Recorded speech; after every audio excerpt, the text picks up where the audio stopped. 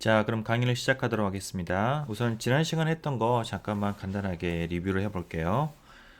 지난 시간에 우리는 이제 플로우 스테이트가 어떤 동력학적 상태를 가지는지에 대해서 학습을 했고요. 이제 에너지하고 K로 이렇게 주어져 있는 이 밴드 구조에서 이 기울기, 이 접선의 기울기가 바로 그 상태에서 그 플로우 스테이트가 공간적으로 웨이브 패킷을 만들었을 때 공간적으로 이동하는 속도이다라고 우리가 이제 그렇게 배웠었고요. 그래서 이제 미분한 거에다가 하바를 나눈 거가 그게 속도가 되겠다라는 겁니다. 이게 이제 우리가 자유입자랑 다른 거는 자유입자의 경우에도 미분을 해서도 나올 수도 있겠지만은 이게 원래는 이제 모멘텀을 하바 K를 바로 M으로 나눠서도 되는데 여기는 그렇게 하면 안 되고 반드시 미분을 취해야만 됩니다. 이게 이제 그렇게 되겠고요. 여기서 이제 우리가 K라는 게 다시 말하자면 하바 K라고 하는 게 이제 크리스탈 모멘텀이 되겠습니다. 자, 그리고 이제 그 세미 클래시컬 모델을 우리가 이제 배웠었고요. 이제 세미 클래시컬 모델이라고 하는 거는 뭐냐면은 전자는 블로우 스테이트로 양자역학적으로 기술을 하되 전기장이나 자기장은 고전적인 웨이브로 표시하자라는 겁니다. 이제 그거는 가장 중요한 거는 전기장과 자기장이 이렇게 이제 그 웨이블랭스가 전기자기장의 웨이블랭스가 웨이브 패킷이랄지 아니면 레티사의 간격보다도 훨씬 더 길 때 이게 이제 우리가 그런 것들이 이제 그런 근사를 적용할 수가 있겠고요. 또 다른 하나는 너무나 세지는 않아야 됩니다. 이게 그런 상태가 되겠습니다. 어, 그래서 이제 그걸 가지고서 우리가 그 동력학적인 상태, 전기장이나 자기장에서 그 플로우 스테이트가 움직이는 걸 우리 기술을 하는데, 그러니까 자유입자 같으면은 그냥 우리가 로렌츠 포스만을 가지고서 하는데 여기서는 이제 레티스의 효과를 우리가 고려를 해서 해야 된다라는 거. 그래서 특이했던 점 그리고 상당히 복잡한 거는 뭐냐면은 내가 리얼 공간, 실공간에서의 운동과 K 공간, 그러니까 그 블로우 웨이 벡터 그 공간에서의 그 움직임을 두 개로 나눠 생각해야 한다는 거예요. 그래서 실공간에서의 그 웨이브 패킷의 속도는 우리가 이제 방금 아까 했던 것처럼 항상 그 지점에서 밴드 구조에서 얘가 어떤 위치에 있느냐 그 밴드에서의 그러니까 좀 써보면서 하면은요. 내가 이제 이게 어떤 실공간에서 어떤 웨이브 패킷 움직임이 있다라고 하면은 이게 어떤 순간에 움직이는 속도는 이제 K 공간에서 이 K 공간에서 에너지하고 K 사이의 관계에서 얘가 그 상태에서의 그 속도, 접선의 기울기에 의해서 이거 속도가 주어지게 되고요. 그 다음에 이제 K 공간에서 얘가 어떻게 움직이냐라는 거는 우리가 독특하게도 로렌츠 포스에 의해서 결정이 된다라는 거예요. 이때 그 로렌츠 포스는 이제 앞에 하바를 갖다가 이제 K를 미분한 거니까 하바 K가 원래 크리스탈 모멘텀이니까 크리스탈 모멘텀을 시간에 대해 미분한 게 일종의 속도, 이게 힘 같은 그런 거잖아요. 모멘텀을 그 시간으로 미분한 거가 그래서 크리스탈 모멘텀을 시간으로 미분한 거가 이제 얼추 자유입자 같으면 힘인데 여기서 이제 그 의미가 되겠고요. 그게 이제 그 실공간에서의 그 위치에서의 전기장과 자기장 그리고 현재 상태의 속도에 의해서 이렇게 힘이 주어지게 된다라는 거. 그래서 K 공간에서의 움직임은 이와 같은 로렌츠 포스를 따라서 움직이게 된다는 거. 근데 다시 한번 아까 얘기하지만 이건 하바 K니까 모멘텀이 움직이는 거예요, 지금요. R이 움직이는 게 아닙니다. 완전히 혼돈하면 안 됩니다. 그래서 이제 first order 일개 미분으로 이렇게 두 개 나눌 수가 있는 거예요. 그죠? 그러니까 자유공간 같으면 내가 F는 MA니까 2개 미분 방정식이 되는데 그거를 내가 두 개 연립 미분 방정식, 1차 연립 미분 방정식으로 나누는 겁니다. 그게 그렇게 해서 기술을 지금 하고 있는 거예요. 자, 그래서 이제 그걸 가지고서 우리가 한번 이렇게 전기장에 걸려 있을 때 그때 어떻게 움직이는지 이게 독특하게도 속도가 이제 처음에는 갔다가 속도가 이제 그 전기장의 방향에 따라서 가속 운동을 했다가 그 다음에 이제 이게 좋은 바운더리로 가면서 속도가 이제 반대로 뒤집혀서 원래 걸로 돌아오는 그런 우리가 제너 블루 오실레이션이 나오는 걸 우리가 이제 봤었고요. 이제 그런 거는 바로 우리가 이제 그 레티스의 효과가 굉장히 그 다르다. 그러니까 실공간과는 아주 다른 그런 효과를 가지고 있다라는 거를 우리가 이제 알 수 있습니다. 특히 이제 존 바운더리 쪽에서 그러는 거예요. 존 센터 이 가운데 쪽에 있을 때는 처음에는 우리가 이따도 얘기하겠지만은 그냥 자유전자하고 비슷한 그런 움직임은 별로 이상한 게 없어요. 근데 이게 이제 존 바운더리로 가게 되면 뭔가 이상한 일이 일어나게 되는 겁니다. 자, 그래서 이제 오늘 그거를 이제 앞에서 봤던 건 하나의 블로우 스테이트가 어떻게 이제 움직이느냐를 봤다라고 하면은 실제 물질에는 여러 개의 이제 전자들이 들어가 있죠. 자, 그런 상황에서 우리가 이거를 떻게또 기술하는지를 갖다가 이제 보겠어요. 자, 그러면은 현재 지금 우리가 이렇게 이제 밴드 구조가 있는데요. 밴드 구조가 있는데 지금 첫 번째 밴드가 다 채워져 있다라고 하죠. 다 채워졌어요. 이게 지금 빨간색으로 표시된 거가 그 전자가 그 상태에 지금 채워져 있다라는 거고요. 위에는 비워져 있어요. 그죠? 자, 그러면은 이게 우리 앞에서 이게 인슐레이터, 갭이 있어서 인슐레이터라고 우리가 불렀었는데 이제 왜 그게 인슐레이팅한지를 설명을 할 겁니다. 자, 이게 처음에 이제 그 전기장에 안 걸리면은요. 전기장에 안 걸리면 이런 상태가 되면은 이게 보면은 전자가 다들 가만히 있는 게 아니라 실은 보면은 여기 이쪽에 있는 전자들은 오른쪽으로 움직이는 전자들이 되겠고요. 이쪽에 있는 전자들은 왼쪽으로 움직이는 전자가 되겠어요. 그 두 개가 상쇄가 정확하게 상쇄가 돼가지고 네트 커런트가 0이 되는 겁니다. 그렇죠? 자, 근데 여기서 이게 상쇄가 되는 게 물론 대칭적이기 때문에도 상쇄가 되겠지만은 대칭적이지 않더라도 상쇄가 됩니다. 자, 예를 들어 가지고 내가 요거를 좀 지우면은 예.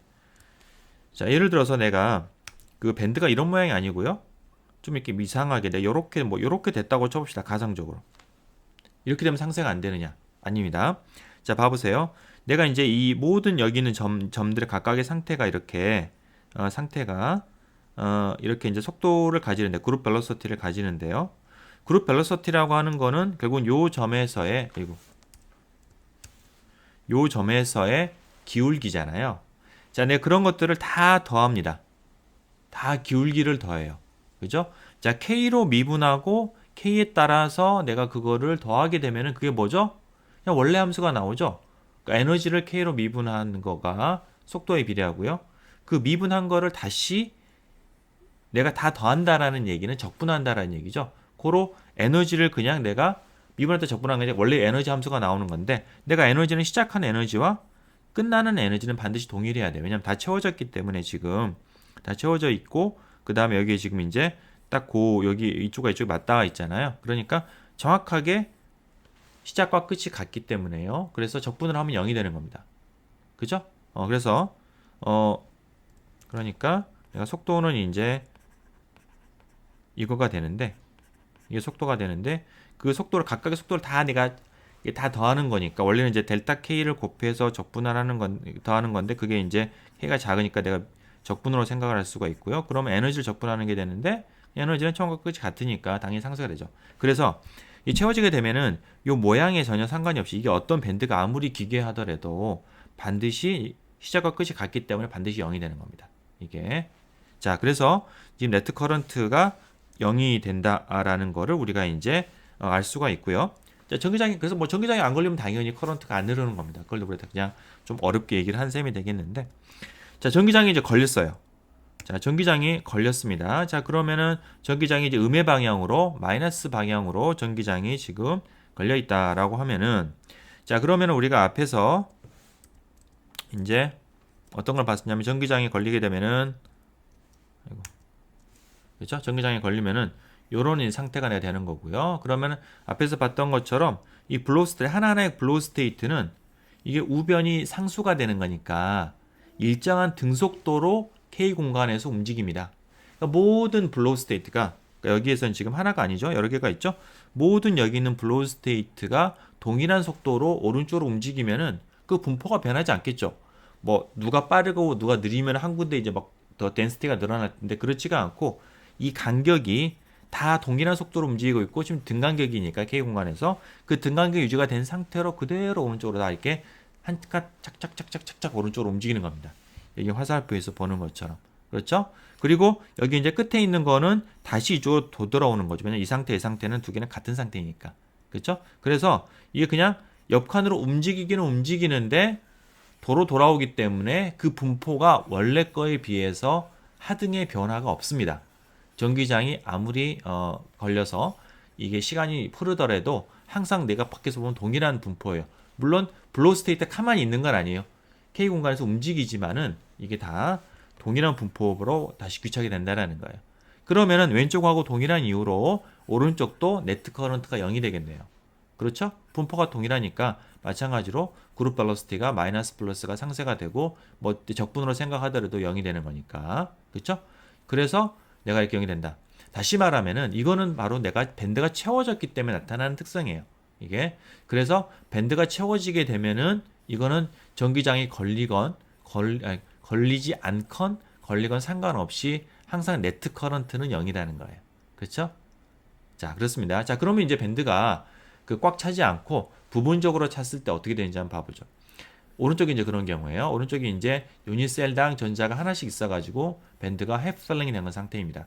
우리 이런 걸 이제 메탈이라고 했었죠. 그러니까 채워진 것과 안 채워진 것 사이에 에너지 간격이 거의 없거나 0이 될 때, 그렇죠? 자, 그래서 요 상태에서 어떻게 되는지 보죠. 자, 이 상태도 마찬가지로 전기장이 안 걸려 있으면은 네트 커런트가 0입니다.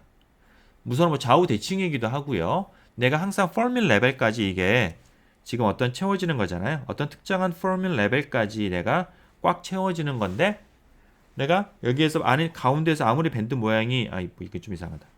밴드 모양이 뭐 이렇게 이상하다고 하더라도 이 점과 이 점의 값이 같기 때문에 같은 엣지는 포밀 레벨로 같기 때문에 내가 아까 말한 그 적분을 하게 되면은 이 점과 이 점이 상쇄가 되니까 에너지는 0이 되는 거죠. 그죠? 그래서 그룹 벨로시티를 다 더하게 되면은 가운데 모양이 무엇이건 상관이 없이 0이 된다라는 거예요. 그죠? 자, 그래서 메탈릭한 상태도 당연하겠지만은 전기장에 안 걸리면은 네트 커런트는 0입니다. 왼쪽 오른쪽 움직이는 거가 그 개수가 커런트가 0인 거예요. 개수가 다르더라도 그러니까 예를 들어서 아까 좀 설명한 뭐 예를 들어서 밴드 모양이 이렇게 돼 있다고 쳐보죠.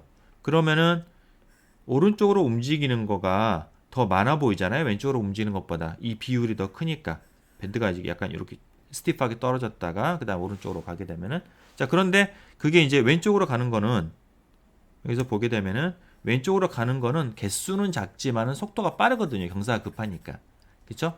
오른쪽으로 움직이는 거는 개수는 많으나 느리기 때문에 우리가 커런트라고 하는 거는 개수도 중요하지만은 얼마나 빨리 움직이느냐가 중요해요. 빨리 하는 건 중요하죠. 그래야지 내가 다니면서 이게 슉슉슉 많이 통과를 할 테니까. 자, 그래서 그런 이유 때문에 밴드 모양이 비대칭이더라도 0이 되는 거고요. 뭐 우리가 그냥 수학적으로는 적분으로 하면은 0이 되니까 0이 되는 거고. 그죠? 자, 그렇게 여러 가지로 이해를 해볼 수가 있겠습니다. 자, 그러면은 이번에는 이제 그러면 그런 메탈릭한 시스템에 이제 전기장이 걸려 있어요.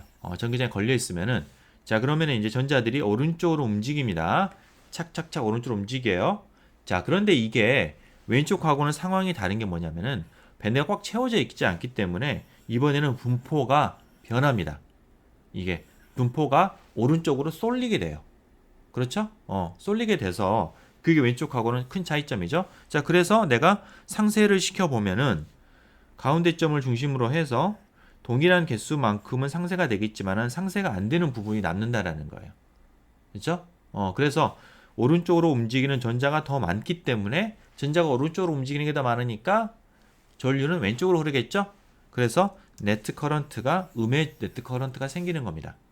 아하, 밴드가 파셜리 필드가 되어 있으면 전기장이 걸린 상태에서 그 분포가 이렇게 대칭이 깨지거나 아니면은 오른쪽 움직임이 더 많아져서 그래서 커런트가 생기는 겁니다. 그거는 이게 분명 파셜리 필드가 되어 있기 때문에 나타나는 현상이에요. 그렇죠? 예. 자, 그래서 우리가 어떤 밴드가 아무리 많고 전자가 많더라도 그게 채워진 밴드에 있는 전자들은 전류에 기여를 하지 않습니다. 아무리 많더라도 partially filled 된 그런 것만이 전류를 만들 수가 있고요. 그래서 우리가 이런 시스템들을 우리가 메탈릭이다라고 얘기를 하는 거죠. 자, 그래서 예를 들어 내가 카파 같으면은 D밴드가 있고 그 다음에 S밴드가 있었죠. 그 앞에서 우리가 뭐 카파의 밴드를 볼 때 우리가 이렇게 이런 D밴드가 있었고요. 이런 S밴드가 있었는데 이 D밴드는 채워져 있기 때문에 전자가 무려 10개나 있지만은 채워진 밴드이기 때문에 전류에 기여를 하지 않고요. S전자가 하나밖에 없지만은 이거는 파셜 필드가 되어 있기 때문에 그래서 전류에 기여를 하는 겁니다. 그래서 우리가 카파에서 밸런스 일렉트론은 11개지만은 커런트에 기여하는 컨덕팅 일렉트론은 우리가 한 개밖에 없는 거예요. S 일렉트론. 오케이? 자, 그런 식으로 우리가 이제 생각할 수가 있고요. 동일한 이유로 내가 코어 레벨, 전자 아래쪽에도 얼마든지 있습니다. 아래쪽에도 코어 레벨들 많이 있겠지만은 죄다 다 채워진 거예요. 채워져 있기 때문에 전류에는 기여를 하지 않습니다. 오케이? 그렇게 이해를 해볼 수가 있어요. 자, 그래서 partially filled 된 부분적으로 채워진 밴드만이 전류에 기여를 한다라고 했는데 그 부분적으로 채워져 있다라는 거는 실은 양극단이 있을 수가 있어요. 내가 어떤 밴드가 있을 때 그 밴드를 이제 부분적으로 채우는데 조금만 채우는 게 있겠고요. 그 다음에 왕창 채웠는데 거의 다 채웠는데 조금 부족한 경우. 그 두 가지 경우는 좀 극단적인 경우가 있을 수가 있겠죠. 그죠? 자, 그 두 가지 극단적인 경우는 우리가 좀 봐보도록 하죠. 그 첫 번째 경우, 그러니까 전자를 내가 조금만 채우는 경우, 그거 이제 극단적인 거는 어떤 하나의 밴드 딱 하나 전자만 있는 거예요. 자, 그걸 우리가 한번 이런 상황을 가정을 해서 해보죠. 조금 차이 있더라도 비슷한 겁니다. 자, 이런 상황에서 여기 있는 내가 그럼 여기 밑에 있는 채워진 거는 기여를 안 하니까 무시. 위에 있는 거를 한번 봐보면요. 자, 요거는 지금 전기장이 안 걸려 있을 때 존 센터에 있고요. 그룹 벨스티 제로니까 커런트 없습니다. 자, 전기장이 왼쪽으로 걸려 있어요. 그러면 우리 앞에서 봤던 것처럼 블로우 스테이트 여기 있던 전자는 오른쪽으로 싹 움직이죠. 자, 그러면 이게 벨로시티를 보면 그룹 벨로시티를 보면 오른쪽으로 움직이는 거니까 이거는 실공간에서 웨이브 패킷이 오른쪽으로 움직이는 웨이브 패킷이고요. 고로 전류는 왼쪽으로 만들어냅니다. 오케이? 뭐 전혀 이상한 거 없어요. 좋습니다. 자, 그런데 이제 그 반대의 경우, 그러니까 내가 밴드가 거의 다 채웠는데 조금 부족한 경우, 그 극단은 딱 하나 부족한 겁니다. 딱 하나 부족한 경우, 우리가 홀, 이제 우리가 한 자리가 비어서 홀이라고 얘기를 하는데, 전공이라고 얘기를 하는데요. 자, 이 경우를 한번 봐보죠. 자, 이 비워진 자리를 갖다가 우리가 한번 유심히 들여다보는 거예요. 자, 이 경우도 마찬가지로 전기장이 안 걸려 있으면은 뭐 전류는 안 흐릅니다. 메탈이지만은. 자, 그런데 전기장이 걸리면은 여기는 전공은 어디로 움직일까요? 오른쪽으로 움직입니다. 자, 여러분들 거기에서 이제 어떤 학생들이 이제 미리 배우죠. 아, 홀은 플러스 차지니까 전기장이 걸리면 전기장 방향으로 가야 되는 거 아닙니까? 아닙니다. 자, 전공이라고 하는 거, 여러분 기억해야 될 거, 전공이라고 하는 거는 우리가 없는 거예요, 원래. 없는 거고요. 그냥 빈 자리를 내가 이제 그걸 다루는 게 더 쉬워서 내가 그렇게 하는 건데, 실질적으로 있는 거는, 존재하는 거는 전자만 존재합니다. 전공은 존재하지, 뭐라고 해야 되지? 그러니까 실질적으로 존재하는 건 아니에요. 그죠? 자, 그러면 내가 여기 있는 전자들이 전부 다 오른쪽으로 움직이잖아요. 그럼 요 자리도 그냥 블로우 스테이트 그 자리가 그건 비워져 있건 채워 있건 상관없이 오른쪽으로 움직이는 거야. 다 오른쪽으로 샥 움직이는 겁니다. 그래서 분포가, 이런 분포가 되어야 돼요. 그 다음 순간에는. 여기에서 하여튼 이상한 게 없어요. 이게 전공이란 걸 잠깐 잊어버리고 그냥 이렇게 움직이는 게 자연스러운 거죠. 그죠? 이게 빈 자리인 거고. 자, 그러면 이 상태에서 내가 전류가 어떻게 그러냐 보면 대칭성을 따져보면은 지금 요거가 비었으니까 얘가 지금 전류를 살아남는 거고요. 상쇄가 안 되고 이거는 오른쪽으로 움직이는 전자이고 그렇죠. 오른쪽 움직이는 전자이고 전류를 왼쪽으로 만들어낸 겁니다. 자, 그렇죠. 자, 그런데 그래서 커런트 디렉션은 이제 왼쪽으로 만들어지는데요. 내가 여기는 전공을 내가 빈 자리를 한번 본다고 쳐봐요. 그 빈 자리에 전자가 있다라고 생각을 하고서 생각을 해보면은 그 빈자리에 있는 전자는 지금 그룹 벨로시티가 마이너스니까 이게 왼쪽으로 움직이는 그런 전자가 되겠어요. 그죠? 이거는 왼쪽으로 움직이는 비어있는 자리에 이 전자가 있다라고 하면 왼쪽으로 움직이는 전자이고요. 내가 그걸 갖다가 휘적하고 전자를 뺐으니까 그 빈 자리 전공은 왼쪽으로 움직이는 상태가 되는 겁니다. 그죠? 그러니까 그거는 전자가 있는 게 아니고 빈 자리예요. 빈 자리가 이렇게 왼쪽으로 움직여 가는 겁니다. 오케이? 자, 그래서 그런 빈 자리가 다시 말하면 여기서 이제 이게 이 전공이 우리가 비어 있는 그 부분이 실은 그 근처가 이제 파셜 필드가 되어 있기 때문에 전류를 흘릴 수가 있는 건데 그 빈 자리를 보면 빈 자리는 전기장의 방향으로 움직이고 있는 거예요. 그죠? 그리고 전류도 이 방향으로 움직이고 있으니까. 그러니까 내가 그걸 자세히 보면은 실은 그 빈자리라고 하는 건 전자가 없는 거고 전자들의 움직임을 따져보면 왼쪽에 있는 거가 상쇄가 안 돼서 이 전류가 이쪽으로 흐르는 건데 내가 그거를 그냥 전자가 다 채워진 전자를 고려하지 않고 그냥 전공이 있다라고 하고서 전공이 왼쪽으로 움직인다. 그리고 그때 전류가 왼쪽으로 만들어진다. 라고 생각하면 좀 더 간편한 개념이 됩니다. 그렇죠? 다른 전자들을 내가 그 외의 전자들을 고려할 필요가 없으니까. 그렇죠?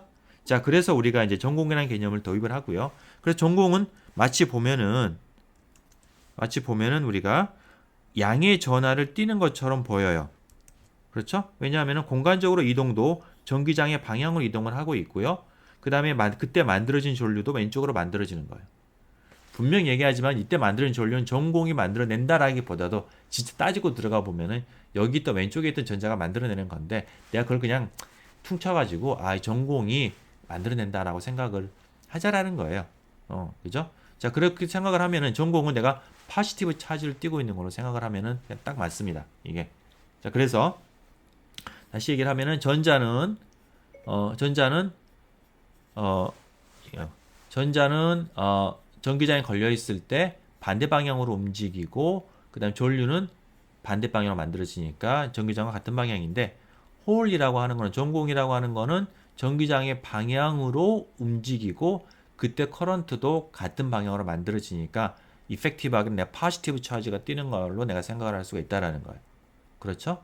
자, 그런 개념입니다. 그러니까 전공이라고 하는 거는 우리가 전자들을 원래는 모든 거는 다 전자가 결정을 하는데 전자가 내가 여기다가 그냥 이렇게 개수가 많은 거를 다 고려하지 않고 그냥 비어있는 그 자리만을 내가 이펙티브하게 고려를 할 때 되는 거고요. 그때 내가 이거 양의 전하를 띄는 것처럼 고려를 하면은 딱 된다라는 얘기예요. 오케이? 자, 그렇습니다.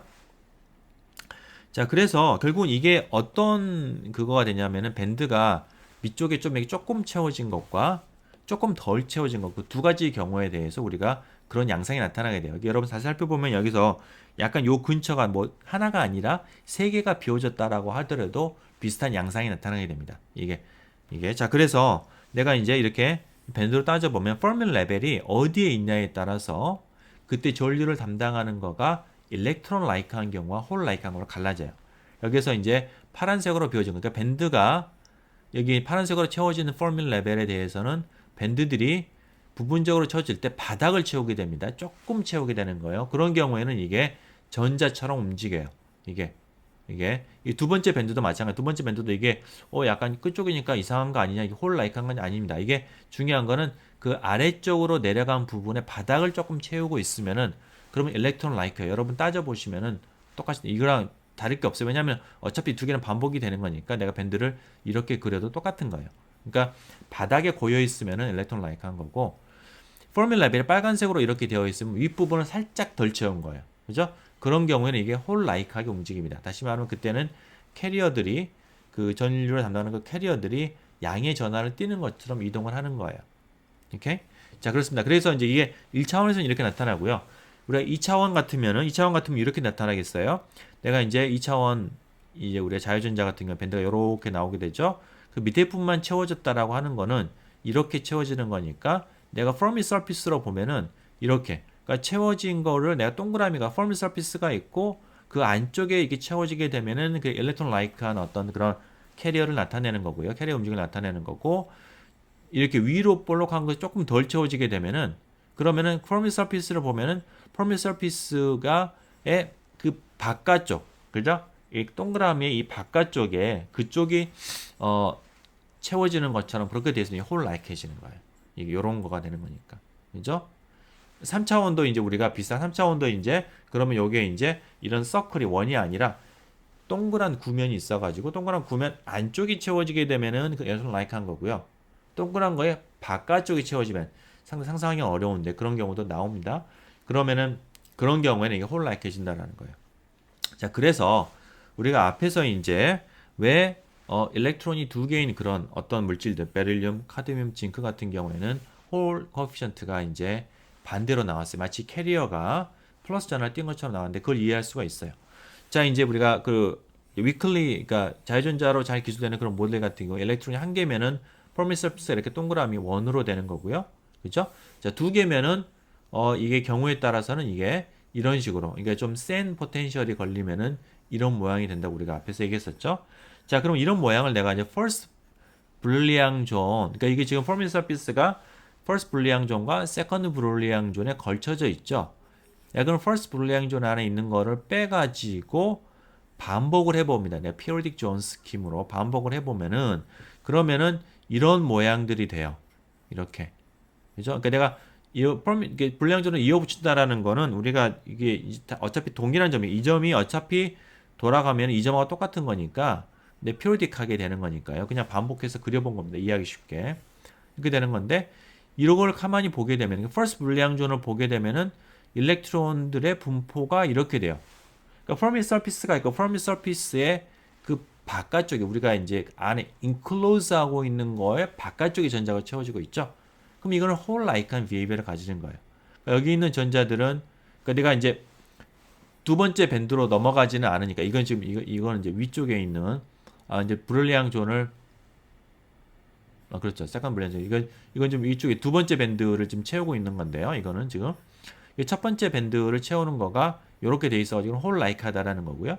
이게 그 다음에 여기 이쪽에 있는 나와 있는 거는 이런 식으로 내가 모아보면 세컨드 브릴리앙처럼 모으면 이런 식으로 돼 있으니까 이게 좀 둘러싸고 있는 그 이제 클로스 서피스 안쪽이 채워져 있으니까 이거는 일렉트론 라이크 비헤이비어를 하는 거예요. 이게 그러니까 여러분 앞에서 우리가 2차원 같은 경우에 우리가 이제 밴드를 좀 이제 우리가 그 좀 세게 걸면은 앞에 있는 자료를 가져올까? 밴드를 세게 걸면은 우리가 이렇게 됐었죠. 그러니까 한번 내가 이 전에 이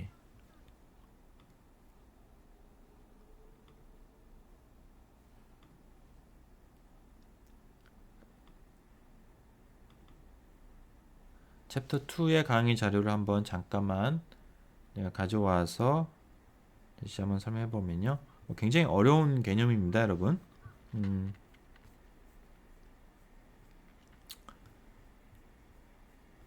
그러니까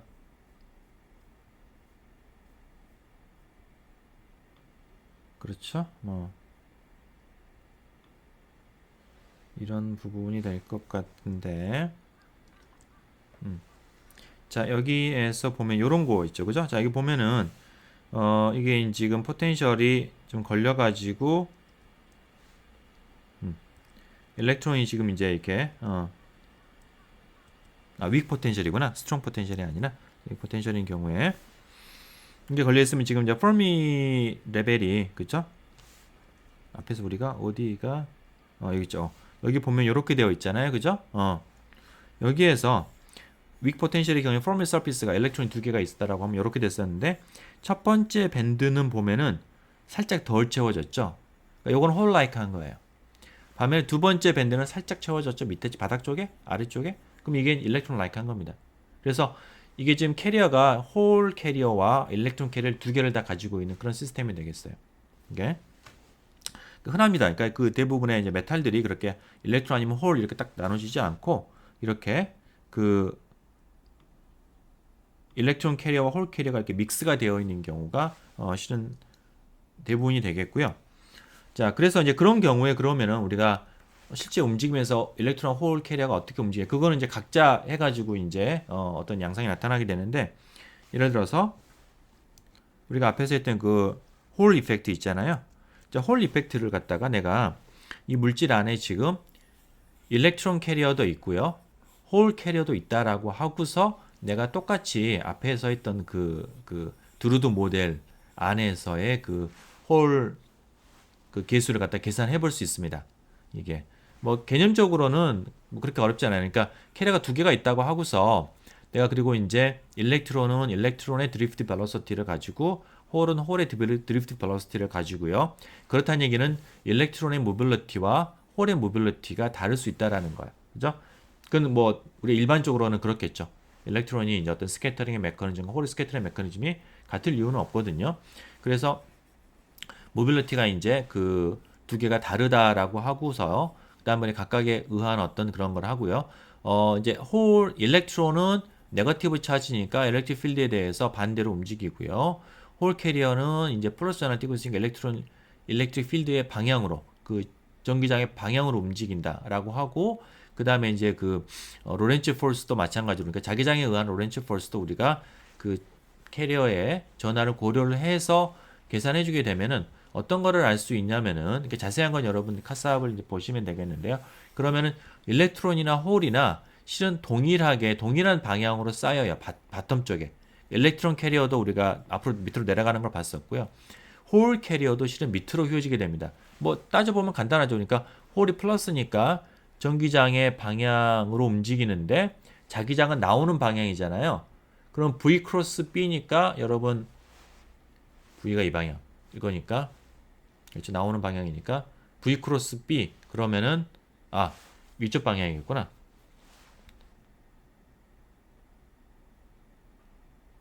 same direction and pile up. 그렇죠. 잠깐만, 내가 잠깐 헷갈린다. 전기장이 자기장 이 방향이 되겠고요. 홀이 플러스, 잠깐만. 그러니까 홀이 플러스 방향으로 움직이고, 잠깐만 중지하고서, 여러분 뭘 헷갈리는지 알았어요. 내가 그 벡터 곱을 하면서 내가 맨손으로 해가지고 이게 헷갈렸는데, 자, 오른손 법칙을 적용을 하면은, 그러면은 이게 그 전공도 아래쪽으로 움직이고요. 전자도 아래쪽으로 움직이게 됩니다. 그죠? V 크로스 B를 하니까, 그러니까 아래쪽이니까. 그죠? 그래서 전공이 이제 이쪽으로 쌓이게 되면, 이게 전공이라고 하면은요. 그러면은 이제 그 전자하고 비슷한 똑같은 이유로 실은 마이너스 전하가 위쪽에 쌓이게 되는 거고요. 이 전공이 이제 내려갔으니까 남는 거는 전자가 남게 되는 거죠. 반면에 전자가 쌓이게 되면은 그 반대편에는 플러스 전하가 남게 되는 겁니다. 그렇죠? 그래서 실은 두 개가 상쇄를 하는 거예요. 그러니까 전공이 쌓이는 것과 전자가 쌓이는 게 두 개 같은 그 방향이기 때문에 그것에 의한 각각에 의한 전기장의 방향이 상쇄가 돼가지고 그걸 갖다가 이제 그 차이를 갖다 우리가 이제 계산을 해야 되는 거고요. 그래서 그거랑 그 다음에 이제 스테디 스테이트 조건들, 그러니까 이 스테디 스테이트에서는 위아래 이제 그 폴스가 일렉트릭 필드가 홀 필드를 갖다, 그러니까 홀 필드가 그걸 갖다 상쇄를 해가지고 로렌츠 폴스 상쇄를 해서 스트레이트에 간다. 뭐 그런 조건들을 우리가 활용을 하면은 해가지고 조금 복잡하긴 하지만은 다음과 같은 그런 우리가 홀 개수를 일렉트론과 홀이 동시에 있을 때를 우리가 이제 계산할 수가 있습니다. 그 유도 공식을 공식 유도하겠고 할 수가 있고요. 그럼 자세한 거는 카삽책을 한번 보시면은 나와 있겠고요. 자, 결과식만 한번 봐보죠. 결과식은 이제 우리가 잘 이해를 할 수가 있어요. 기본적으로 이제 일렉트론과 홀의 모빌리티의 함수가 되고요. 그 다음에 일렉트론과 홀의 이제 미안합니다. 이게 홀 모빌리티, 그 다음에 이제 일렉트론 모빌리티가 되겠고요. 그 다음에 이제 P는 홀의 덴시티가 되겠고 N은 일렉트론의 덴시티가 됩니다. 이제 그런 양들로 이게 표시가 되고요. 그래서 여기서 내가 이제 일렉트론과 홀의 모빌리티 B라고 하면은 그러면은 이런 식으로 내가 홀 개수를 계산을 할 수가 있어요. 이렇게. 자, 그래서 예를 들어 가지고 내가 순수하게 일렉트론만 있는 그런 시스템이다라고 하면 P가 0이 되고요.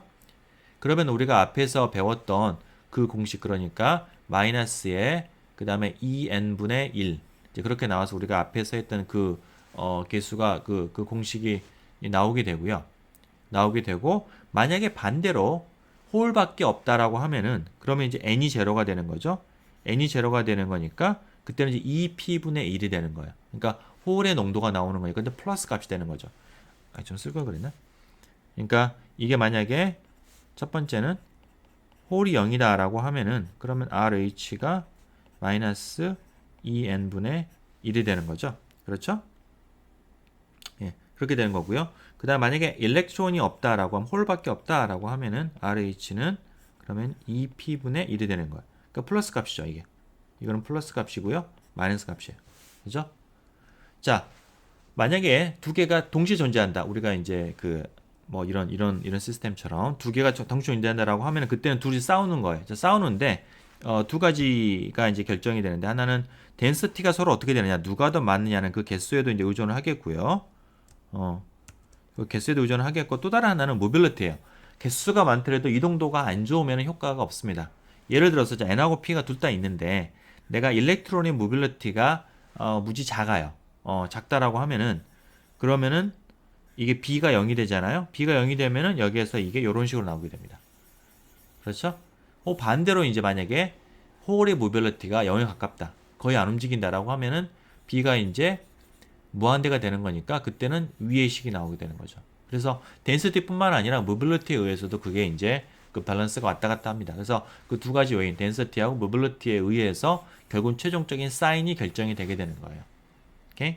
자, 그래서 우리가 이제 그런 이제 밴드에서 홀 라이크, 일렉트론 라이크로 구별을 하게 되면은 왜 우리가 홀 개수가 그렇게 파지티브가 나올 수가 있었는지, 그걸 알 수 있고 그 포지티브 계수는 결국은 거기에 홀 캐리어가 있기 때문에 그걸 갖다가 이제 그 플러스 값이 나올 수가 있는 것입니다.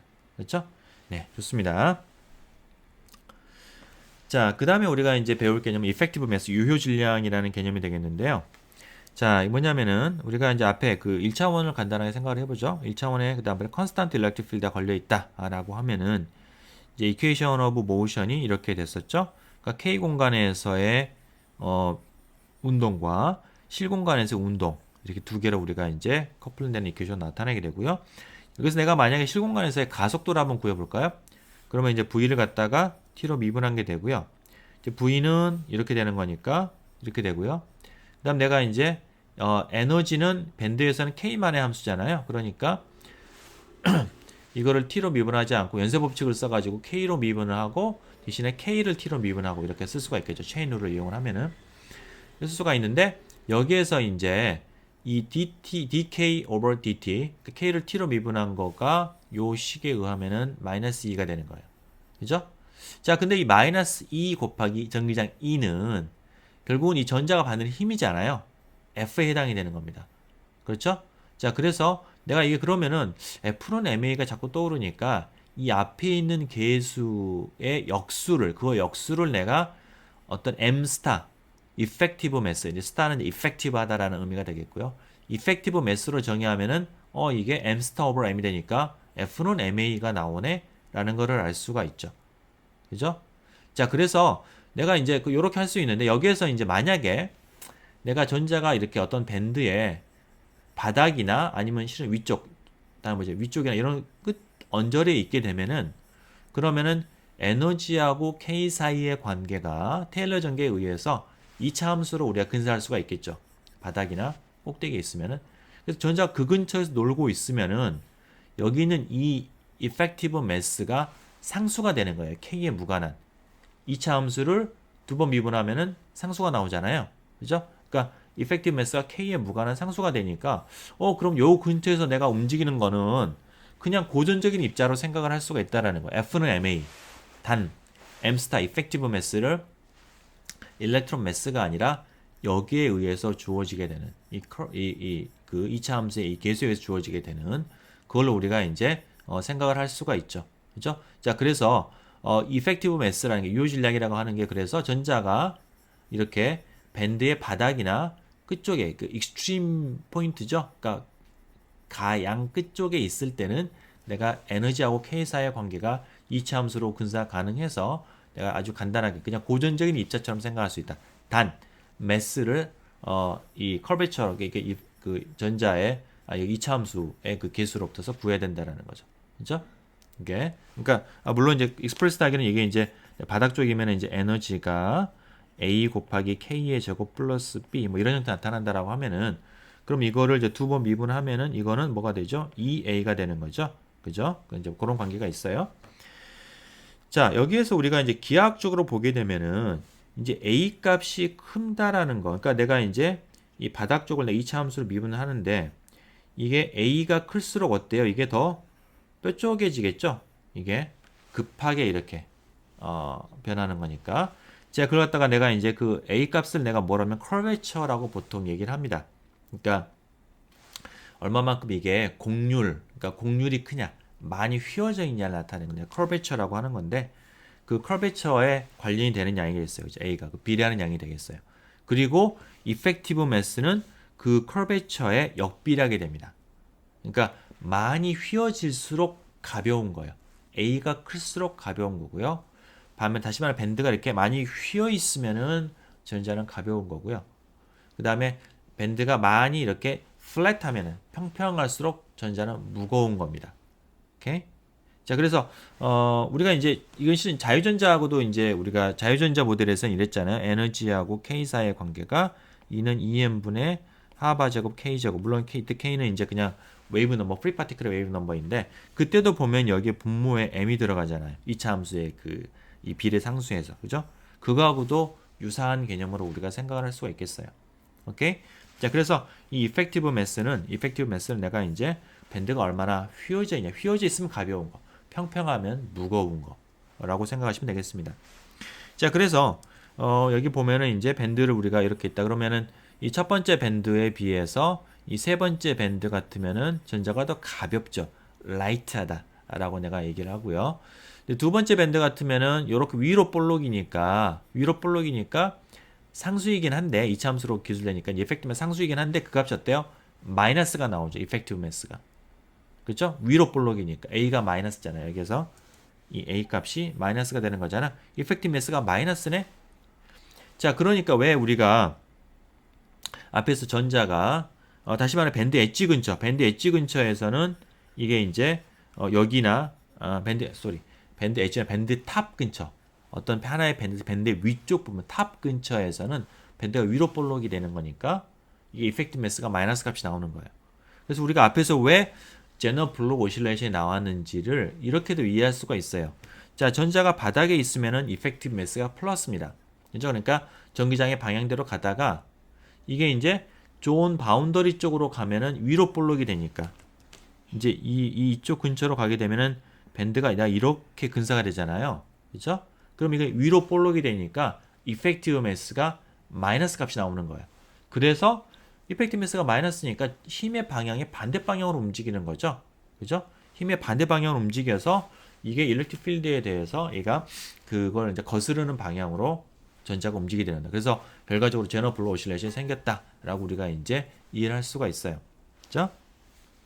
자, 그리고 우리가 또 하나 그 이제 그러니까 위쪽에 있는 우리 홀의 움직임 같은 경우에, 그러니까 이런 거였죠. 우리가 앞에서 실은 그 홀의 움직임을 다른 전자들의 움직임으로 기술을 하려고 하면은 어떤 문제가 생기냐면은 가능한데 이게 전자가 이제 반대 힘에 반해서 이펙티브 매스가 네거티브가 되고 네거티브가 되는 거니까 네거티브 이펙티브 매스라는 거 우리가 상상하기 어렵잖아요. 그러니까 어떻게 한 거냐면은 플러스 차지를 띄게 하는 거니까 그러니까 똑같은 동일한 이렇게 써보죠. 다시 원래 걸로 써보면은 이게 m 스타분의 마이너스 2의 2잖아요. 그러면은 이게 전자는 전하가 마이너스니까 이게 힘의 방향이고 이펙티브 매스가 마이너스니까 이제 그 전기장의 방향으로 움직이는 거죠.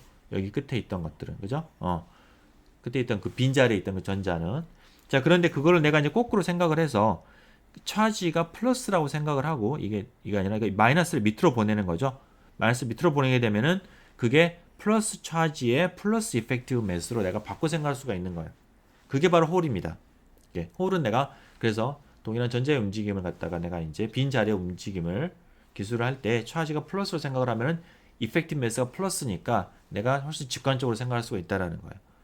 그래서 우리가 홀의 경우에는 이펙티브 매스를 이렇게 마이너스를 붙여가지고 원래는 위쪽으로 볼록한 거니까 이펙티브 매스가 이제 마이너스가 나와야 되는 거를 내가 마이너스를 붙여서 고려를 하는 거예요. 홀 캐리어의 경우에는.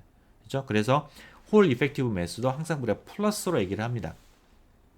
이게 밴드의 그 커버처럼 위로 볼록이지만. 그렇죠? 그래서 일렉트론의 경우에는 원래 데피니션 플러스를 쓰고요. 홀의 경우에는 마이너스를 쓰게 된다는 거.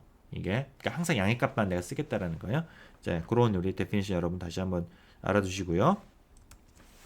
자, 그다음에 이제 이게 1차원의 경우에 그랬었는데 3차원의 경우에는 그 이펙티브 매스는 텐서로 주어지게 됩니다. 텐서. 그래서 두 번 미분하는 거를 어떻게 하냐면은 이제 각 방향으로 이제 x, y, z가 있잖아요. 그러면은 이게 미분을 취하면은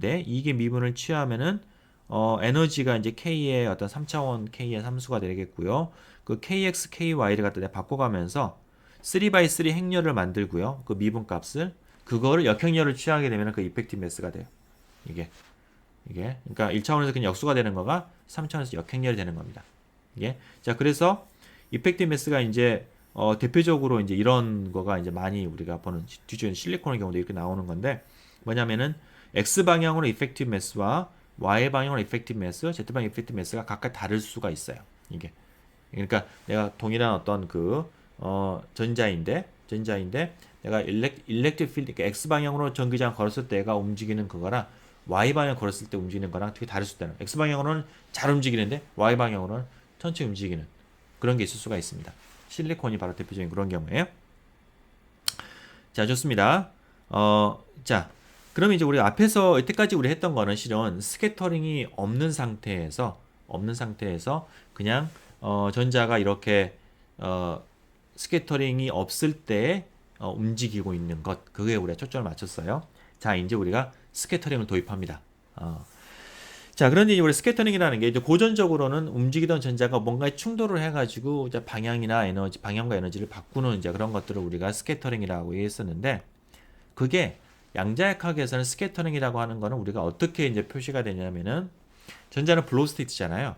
그럼 어떤 블로우 스테이트를 가지는 전자가 어떤 에너지와 어떤 K와 그다음에 에너지를 가지는 그 블로우 스테이트인 전자가 어떤 이유에 의해서 얘가 다른 상태로 전이를 하는 거예요. 다른 K를 그죠, 뭐 다른 걸로 가야겠죠. 다른 어떤 그 블로우 스테이트로 전이하는 것, 그게 바로 스캐터링으로 우리가 이제 양자역학적으로는 스캐터링에 해당이 되는 거가 됩니다.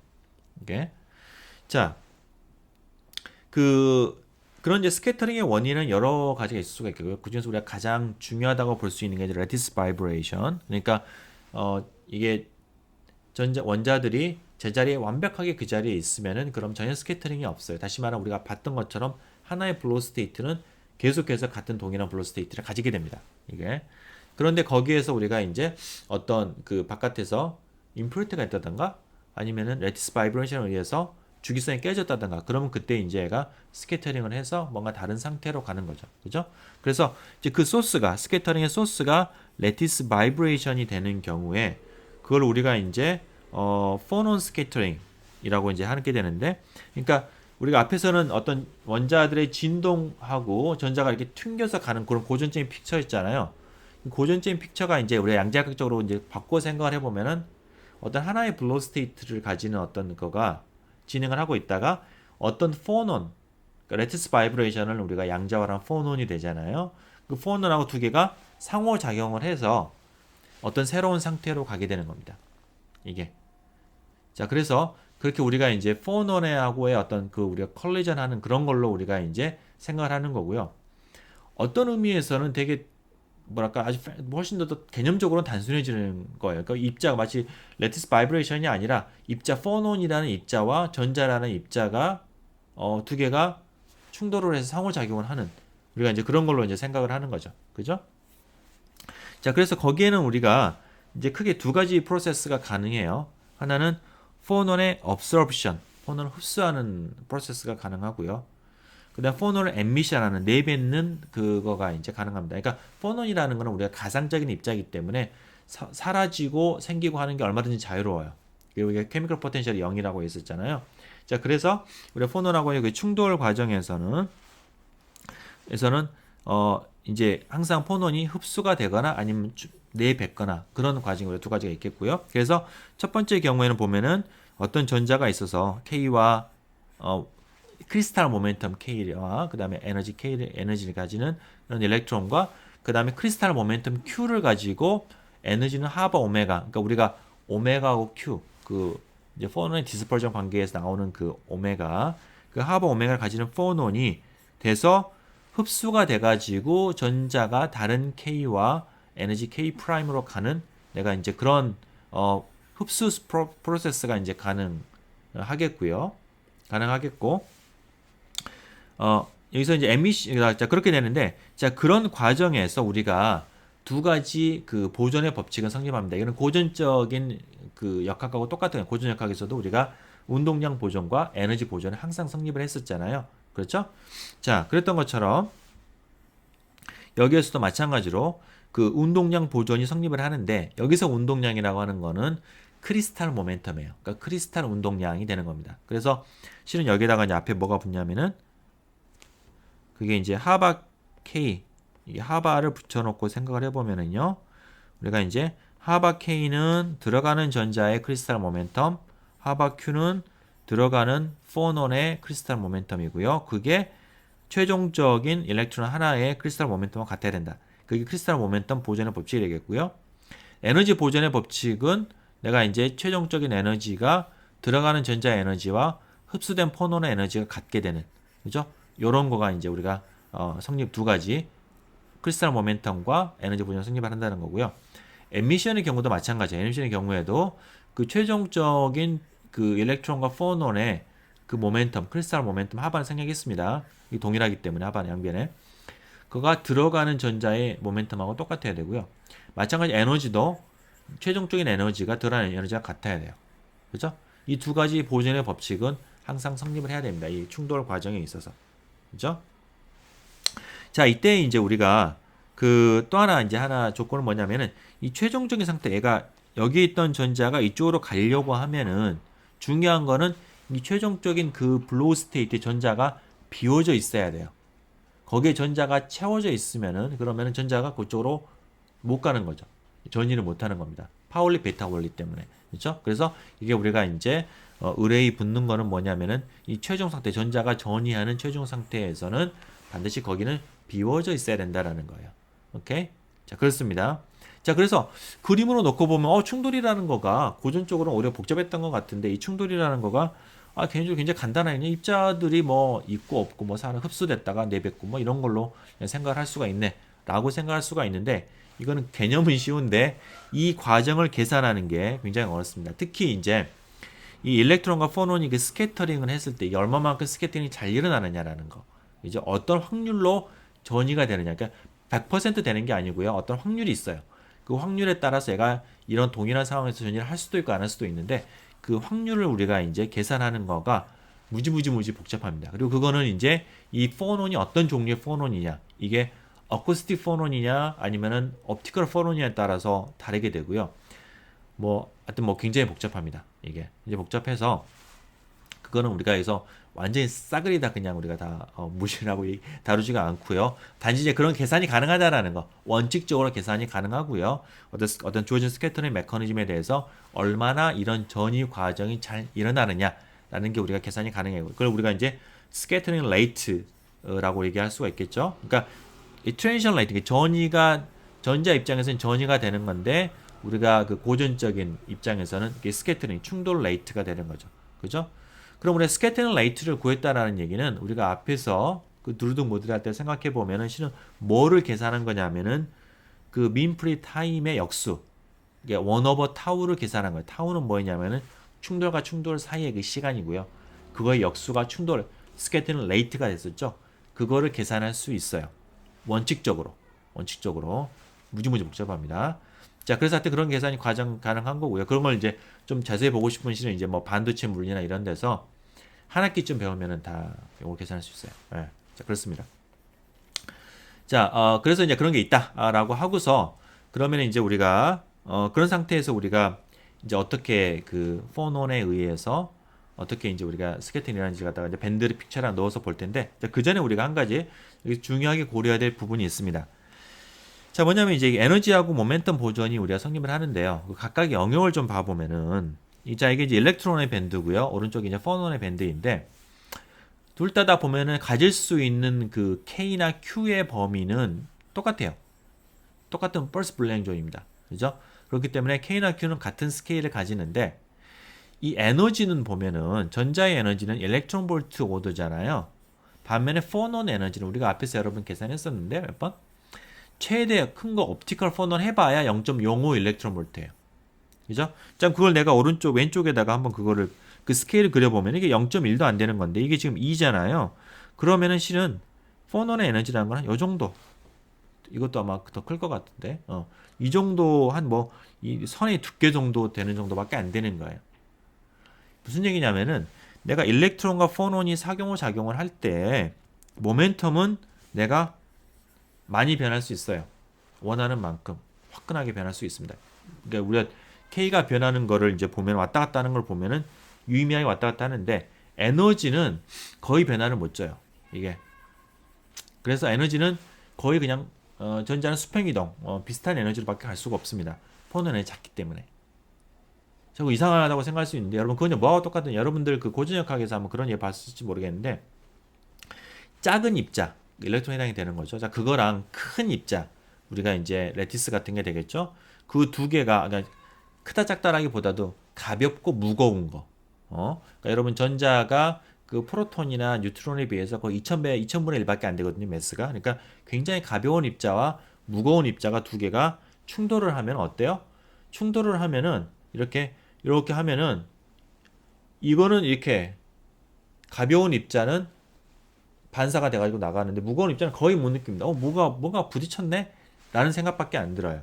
그러니까 뭐냐면은 이 그런 충돌에서 이 작은 입자 관점에서 모멘텀은 충분히 전달을 바꿔줬지만은 무겁기 때문에 마치 우리가 벽에다가 이렇게 충돌하는 것처럼 들어오고 나오는 속도는 거의 동일해요. 에너지 차이는 거의 없어요. 예, 무겁기 때문에. 여러분 그걸 고전역학에서 한번 그런 예를 갖다가 봤을 거예요. 하나가 되게 무거우면 어떻게 될 것이냐. 그게 이겁니다. 뭐냐면은 전자가 레티스 바이브레이션 그게 이제 이온이 되는 건데 고전적으로는 그런 충돌할 때는 모멘텀은 화끈하게 변해주는데 에너지는 거의 안 변한다는 거예요. 그죠? 자, 그런 중요한 차이점이 있겠습니다. 자, 그럼 그걸 염두에 두고서 우리가 이제 스캐터링이라고 하는 걸 갖다가 이제 보겠어요. 자, 그러면 이제 우리가 가장 복잡한 상황이에요. 마지막 상황이 되겠습니다. 자, 전자가 있고요. 전자가 있고 내 전기장에 걸려 있습니다. 그리고 이제는 스캐터링까지 들어온다고 상황을 생각을 하는 거예요. 그죠? 자, 그래서 근데 그걸 갖다 우리가 이제 뭐 전체 과정을 다 이론적으로 쫙 이렇게 컨시스턴트하게 하기보다는 그런 스캐터링이라는 게 있고 이제 그걸 우리가 뭐라고 해야 될까? 이제 스캐터링이 있는 거를 우리가 이제 알고 계산도 가능하고요. 자, 그런 상황에서 어떻게 그게 이제 우리가 이 커런트가 묘사가 되는지를 갖다가 이제 보겠어요. 자, 그러니까 처음에는 전기장이 안 걸리면 이런 상태였죠. 내가 좀 점을 앞에 있는 그림 점을 댄사에 그렸어요. 자, 그러면은 이게 이제 전기장이 걸리면은 스캐터링이 없는 동안에는 얘가 이제 오른쪽으로 움직입니다. 그렇죠? 스캐터링이 없으니까 우리가 똑같은 그 블로우 스테이트에 의해서 블로우 스테이트 다이내믹스에 의해서 그냥 하는데 그 움직이는 거를 보면은 이제 우리가 이퀘션 오브 모션은 이랬죠. K 공간에서의 이동은 하바의 dt K가 마이너스 2였으니까 내가 만약에 타우라는 시간 동안에 스캐터링 타임 그 시간에 충돌이 없으니까 그냥 깨끗하게 깔끔하게 이제 움직여 주는 거예요. 그 시간 동안에 변하는 거는 이게 이제 컨스탄트니까 변하는 정도는 그 모멘텀 트랜스퍼가 되겠죠. 그거는 힘에다가 마이너스 2에다가 그 시간을 곱한 거예요. 타우. 그것만큼은 얘가 그냥 아무 저항 없이 흘러주는 겁니다. 이게 지금. 그렇죠? 그래서 내 모멘텀이 하바의 델타 K의 요것만큼은 내가 움직여 주는 거예요. 그러니까 여기에서 이제 그만큼 여기 오른쪽으로 원래 이제 포뮬 레벨이 여기 있잖아요. 이 끝에 있던 전자가 살짝 이쪽으로 가는 겁니다. 델타 K만큼. 그죠? 가는 거고요. 그래서 그 얼마나 움직이는지를 보면은 델타 K를 보면은요. 그러면은 우리가 티피컬하게 타우 콜리전 타임이 25 femtosecond이었으니까 거기에다가 내가 일렉트릭 필드 내가 뭐 제법 센 걸 걸었다고 칩시다. 센티미터당 100볼트를 걸었어요. 1cm 100볼트. 제법 세죠? 자, 그렇다라고 하면은 계산해 보면은 이게 10의 6승 per 미터밖에 안 됩니다.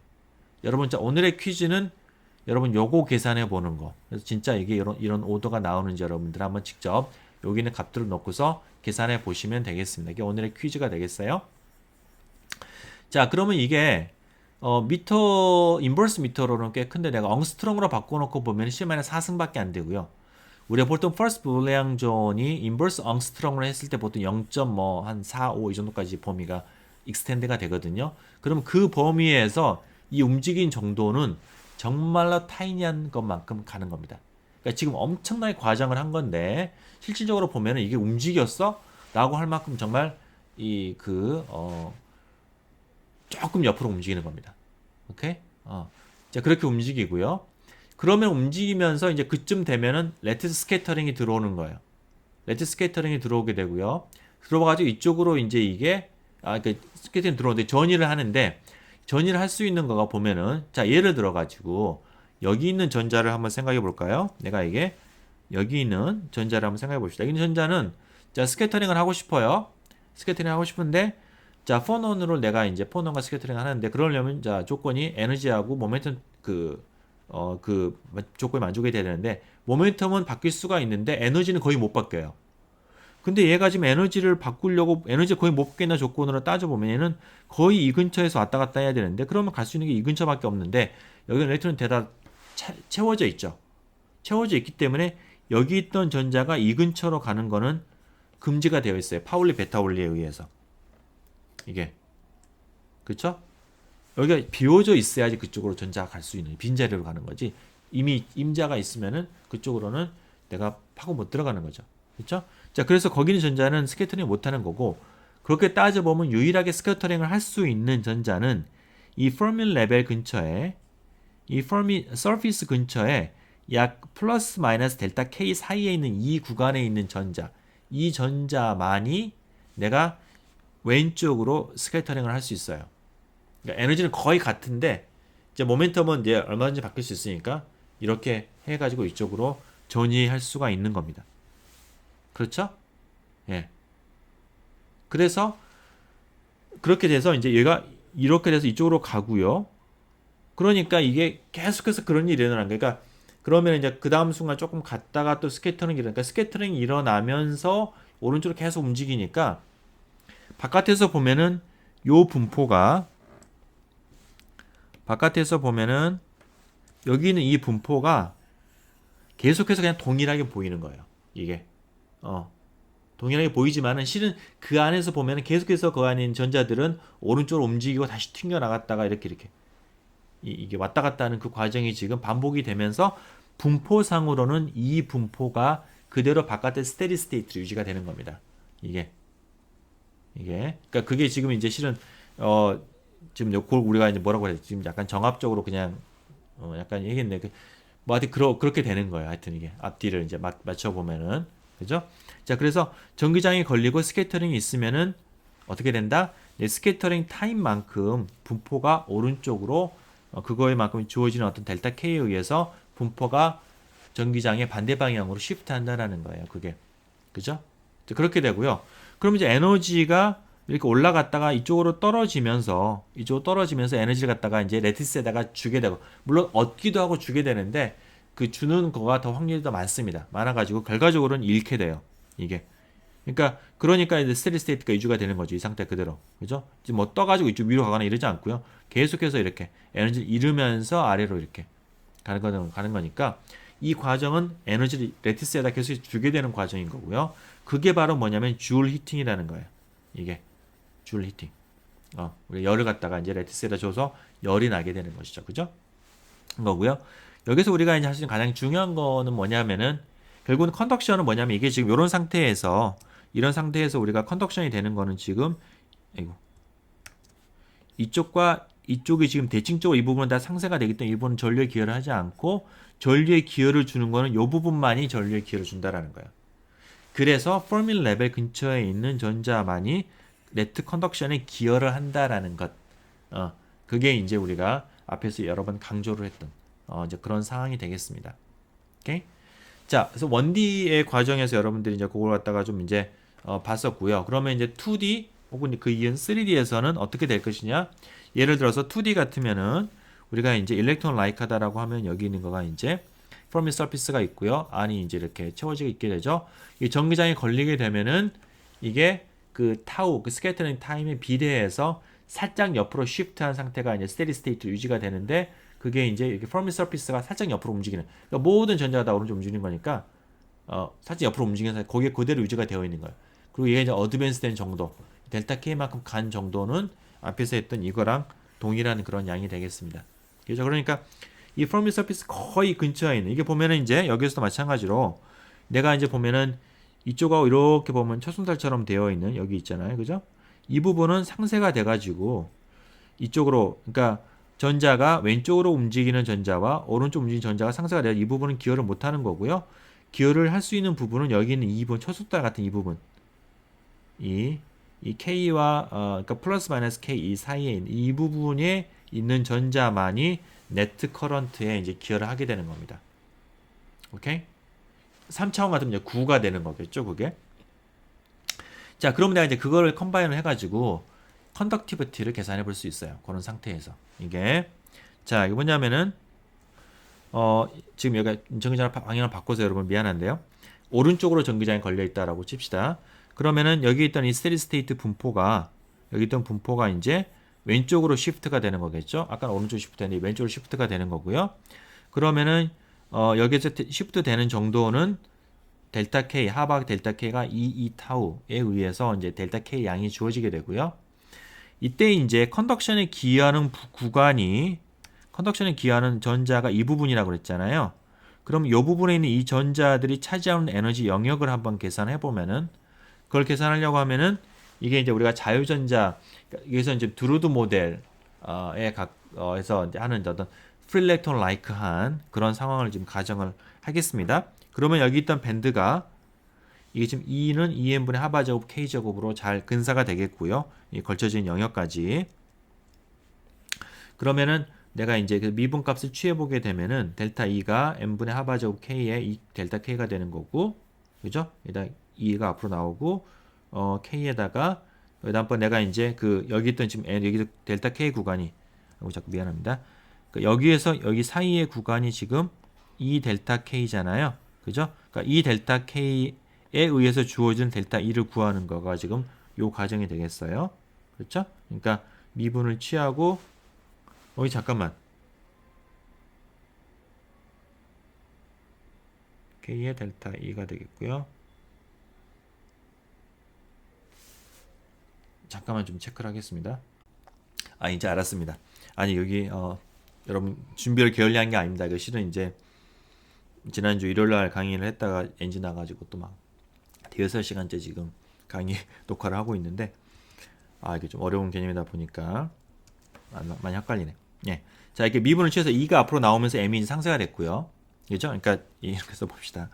뭐냐면은 델타 2가 n분의 하바 제곱의 k에다가 그 어떤 델타 원래는 이제 k가 변하는 정도가 되는데 변하는 정도가 지금 2델타 k니까 여기다 2델타 k를 집어넣은 거예요. 지금 여기다가. 그렇죠? 예. 그래서 2델타 k가 됐고요. 그렇게 해서 이제 계산해 보면은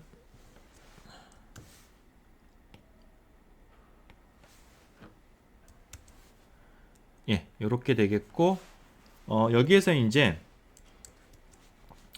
이 n분의 하바 k를 봐보죠. n분의 하바 k를 보면은 이 하바 k가 이게 지금 이 근처가 지금 프로미 서피스 근처이잖아요. 이게 KF라고 얘기를 할까요?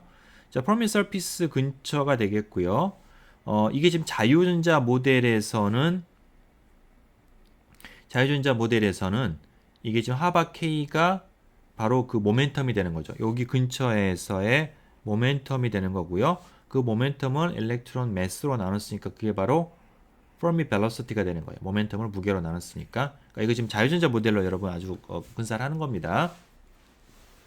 그래서 이 Fermi Velocity가 되니까 2배의 Fermi Velocity 곱하기 2 타우가 되겠어요. 그쵸? 자, 그럼 이게 지금 뭐냐면은 이 전류에 기여를 하는 전자들의 그 이제 세트가 되는 겁니다. 전자들이 차지하는 에너지 구간이 되는 거고요. 얼마나 많은 전자가 있느냐가 이제 델타 N이 되는 거예요. 이 사이에 있는 전자의 개수가 델타 N이 되는 거예요. 이거 이제 기여를 하는 거니까. 자, 그런데 이 커런트 덴시티는 그러면은 이 전자의 전하량 곱하기 이 구간에 단위 볼륨당 얼마나 많은 전자가 있느냐를 나타내는 델타 N에다가 그 전자들이 가지는 속도 Fermi Velocity를 곱하면 되겠죠. 그렇죠? 그러니까 제가 클래시컬 픽처하고 명백하게 다른 거는 뭐냐면 클래시컬 픽처에서는 모든 그 컨덕션 일렉트론이 다 전류에 기여한다고 했어요. 그러니까 N이 델타 N이 아니라 이제 전체 그 뭐죠? 그 일렉트론 그러니까 카파 하나당 뭐 하나가 있는 그런 덴시티였는데 여기서는 프로미 서피스 근처에 있는 일렉트론만 내가 카운트를 하는 거고요.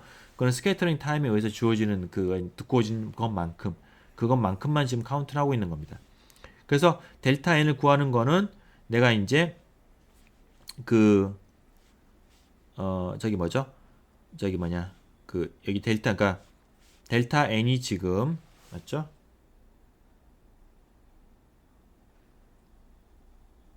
이에다가 자, 그렇고요.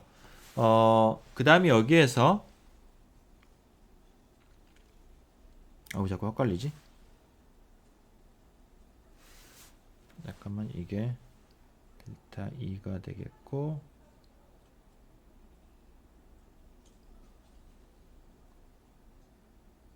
네, 여러분 잠깐만요. 여러분 깨달았습니다. 이게 예, 지난주에 다 기억해 했었는데 시간이 지나서 잊어버렸어요. 자, 뭐냐면은 델타 N인데 이게 좀 중요한 게 우선은 이제 우리가 에너지 구간이 델타 E잖아요.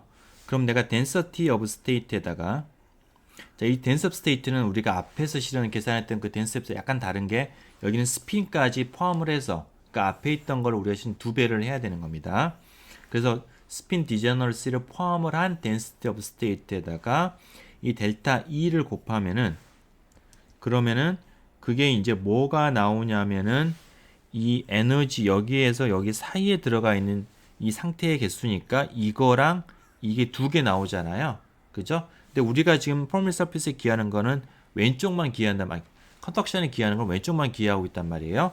그래서 2분의 1 팩터를 곱해줘야 되는 겁니다. 오케이? 그쵸? 그러니까 델타 E는 여기에 있는 전자의 개수인데 그거는 덴스 오브 스테이트 에너지 영역을 곱한 거에다가 반띵을 해야 되는 거. 이쪽은 기여를 안 하니까. 오케이? 자, 그래서 이게 되고요. 그래서 이제 그럼 거의 다 됐습니다. 해서 이제 그 다음에 속도 VF를 곱하고 그 다음에 앞에서 우리가 했던 이 델타 E를 이 공식을요 여기다가 넣게 되면은 그러면은 이런 식으로 되겠어요. E제곱 VF의 제곱에 타우의 DEF의 E가 되겠고요. 이게 여기에서 이제 J가 E에 비례하는 이 비례 상수 이거가 바로 뭐냐 컨덕티비티. J는 시그마 E였으니까 우리가 앞에서 J는 시그마 E였으니까 그래서 시그마가 이렇게 나오는 겁니다. 오케이? 예. 자, 그래요. 자, 그래서 컨덕티비티가 그러니까 이거는 뭐냐면 내가 퀀텀 미케니컬한 픽처예요. 퀀텀 미케니컬하게 계산을 했을 때 아주 정말 밴드까지 계산해가지고 생고생 해가지고 포멀 서피스 정의하고 단지 우리가 여기서 익스플사 계산 안 하는 건 뭐냐면은 타우 이것도 계산이 가능한데 이거는 그냥 우리가 주어져 있다가 하고 타우가 있을 때 그게 우리가 그 이 포멀 서피스의 쉬프트에 의해서 주어지는 컨덕티비티예요. 자, 이건 근데 1차원에 대해서 내가 유도를 한 거였었고요. 자, 3차원이 되게 되면은 이제 이런 라인이 아니라 이제 서피스, 포멀 서피스가 일렉트릭 필드가 이제 오른쪽으로 걸려 있으면은 포멀 서피스가 둥그런 게 이제 왼쪽으로 시프트를 하게 되고요. 그게 이제 델타 K만큼 이 동일한 델타 K만큼 이게 왼쪽으로 시프트를 하게 되고 그래서 여기에서 이제 비어 있는 아이고 그러니까 여기 이 부분 이 초승달 부분이 이제 컨덕티비티 기여를 하게 되는 겁니다. 자, 그래서 1차원하고는 지오메트리컬하게 좀 다른데요. 여기에서 실은 이제 두 가지가 우리가 좀 고려해야 되는 게 하나는 이제 이게 라인이 아니라 스페리컬 쉐입이다라고 하는 거를 고려를 해야 되고 또 다른 하나는 뭐냐면은 여기에서 1차원이니까 전기장의 방향과 이 속도의 방향이 항상 패러럴 했었잖아요. 근데 3차원에서는 이게 전기장의 X방향이면 X방향으로의 속도로만 내가 카운트를 해야 되는 거예요. 그러니까 커런트를 고려를 할 때 포멀 벨로시티에서 필드의 방향 성분만을 내가 따로 적분을 해야 됩니다. 자, 그래서 내가 열심히 유도를 했어요. 여기 3차원 어디 다른 책에는 없던데 그래서 열심히 유도를 해가지고 드라이브를 했으니까 여러분들 한번 흥미 있으면 읽어보시고요. 나오더라고 이렇게 진짜로. 예, 나와가지고 해보면은 1차원 결과에 비해서 그냥 3분의 1 팩터만 더 붙어요. 뭐 아무래도 뭐 어느 게 줄어들 거라는 건 예상할 수가 있죠. 왜냐면 1차원은 그냥 같은 방향인 3차원이 되면서 약간 이 초승달 얇아지는 이 끝부분에 비해서 이쪽은 더 얇아지잖아요. 그런 거 플러스 속도도 이제 항상 필드 방향과 같지는 않다라는 거. 이제 그런 것 때문에 이제 이런저런 이유로 3분의 1이 나오는 거예요. 자, 그러면은 그 다음에는 자, 이렇게 됐어요. 이게 공식이에요. 굉장히 뿌듯하죠. 이렇게 했는데 그 다음에 이제 여기서 우리가 프리 일렉트론에 대해서 앞에서 계산을 했던 여기서 우리가 그 덴스 오브 스테이트는 지금 이제 퍼밀 레벨 근처에서 덴스 오브 스테이트 한다라는 거 그거는 여러분들 이제 뭐 아실 수 있을 거고요. 저기 뭐죠?